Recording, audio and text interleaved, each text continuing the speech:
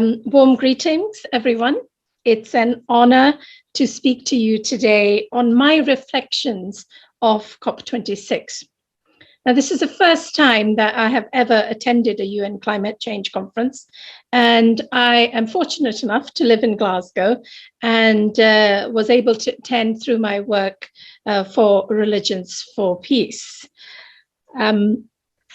COP26, as you know, is the United Nations 26th Climate Change Conference, and a lot of people don't know what COP stands for.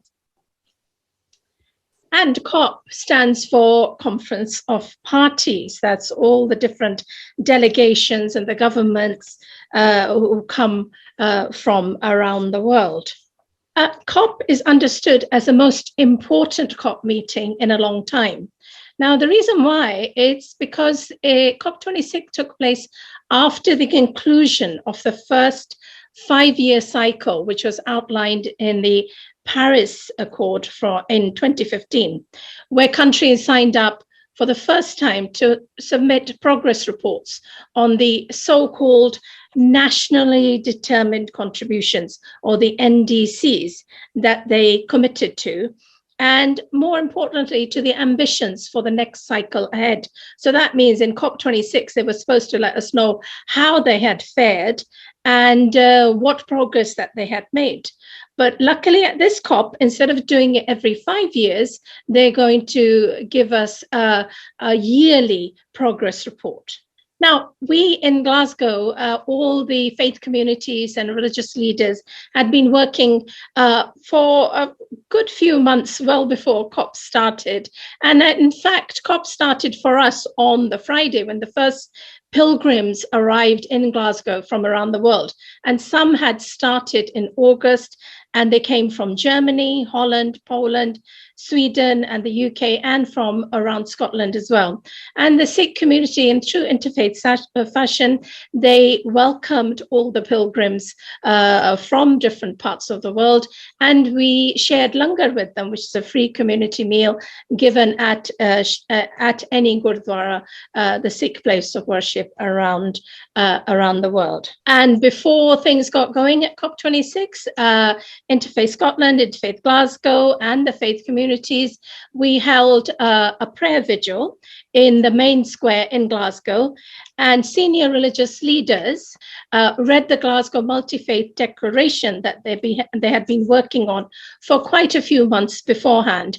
And 50 religious leaders from Scotland and the UK signed the Glasgow Multi-Faith Declaration, which calls for those in power to put the 2015 Paris Agreement into effect. And these are some of the pictures from the prayer vigil, and it was very well attended by people of faith and none, and the public from in and around Glasgow and from around the world as well. After the event, we all gathered at Garnet Hill Synagogue, where the UNFCCC Interfaith Liaison Committee had organized a Talanoa dialogue.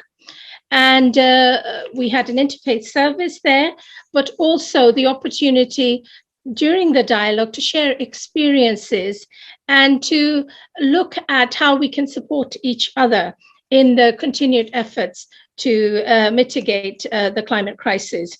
And over 200 people attended the event, which was online and also on site as well.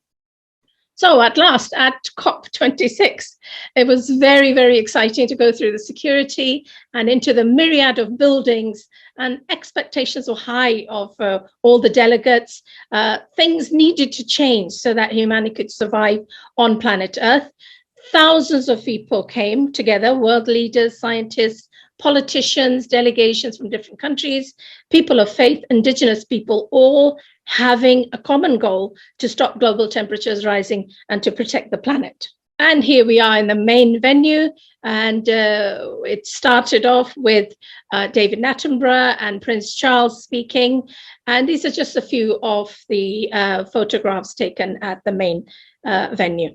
The World Leaders Summit, well, it started off well We had a pledge right from the beginning from 130 countries to end deforestation by 2030. But the crucial part of eradicating the use of fossil fuels was not achieved. They said that they would use less fossil fuels, but not to get rid of them completely. But the Barbados Prime Minister, she spoke out for the islands that are facing catastrophe. She said, and I found this very, very powerful, how can 1/3 of the world not do anything when 2/3 of the world is facing catastrophe? Now, I found that there was the hydro was the action hub. If any of you know Glasgow, it's a great big round building there. And, with this planet Earth high above the arena, it was a hive of activity where people connected, networked, and could have their voice heard globally through the media that lined the perimeter of the hub. I had the opportunity on the 3rd of November to speak at an event organized by Religions for Peace International, Making Peace with Nature, Heeding the Call of Indigenous People. And I heard the plight of Indigenous people and of the continued support by the Norway government for the Interfaith Forest Initiative and the other speakers from the Anglican Church and other churches from around the world of what we should all be doing to help the climate crisis. I spoke on the impact of climate change on women and was honored to publicize for the first time in the history of UN climate change conferences a statement by women of faith globally to denounce the destruction of the environment, and also that it impacts women and the poor most. The statement was produced by Religions for Peace International Women's Coordinating Committee, which comprises of women of faith networks representing many regions and faith traditions in over 90 countries.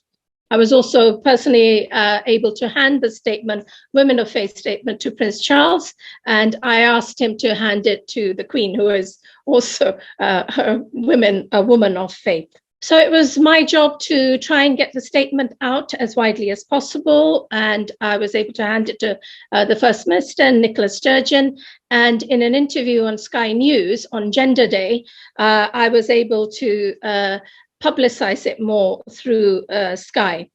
But, what I found was that there shouldn't be a need for a day to be dedicated to gender or youth, as the needs of youth and women should permeate every policy and decision made by those in power. So we have to make sure that we educate the young right from the beginning, who are going to be leaders of future generations, that they need to consider the needs of everyone, including women and youth. Now, what I found really inspiring about COP26 was the ability to network and to find solutions with other organizations throughout the world. For example, it was really heartening to see that businesses, governments, and scientists, they were all working together to find solutions that can help the climate crisis. I was able to work with the Abibiman Foundation from Ghana, and we are able to take forward the Sacred Forest Initiative in Ghana. And that is an initiative which actually sort of is able to have forest growth within 2 years and not within the 10 years span that we have normally when we plant trees.